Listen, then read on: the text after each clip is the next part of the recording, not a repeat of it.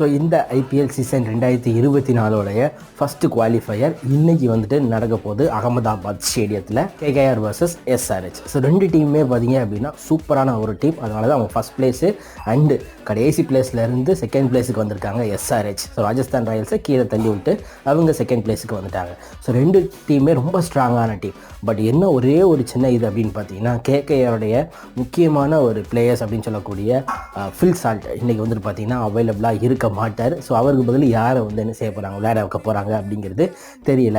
So அந்த combination அவங்களுக்கு சூப்பராக ஒர்க் அவுட் ஆச்சு. சுனில் நரேன், ஃபில் சால்ட் வந்துட்டு பவர் பிளேலே வந்துட்டு நொறுக்கி தள்ளிடுவாங்க. ஸோ அப்போது அவங்களால வந்துட்டு மேட்சை சூப்பராக கொண்டு போக முடிஞ்சிச்சு. அண்டு சுனில் நரேன், வருண் சக்கரவர்த்தி இவங்களுடைய பவுலிங்கும் பார்த்தீங்க அப்படின்னா சூப்பராக இருந்துச்சு. அகமதாபாத் ஸ்டேடியத்தை பொறுத்த வரைக்கும் அப்படின்னா மழை அப்படிங்கிறது இல்லை.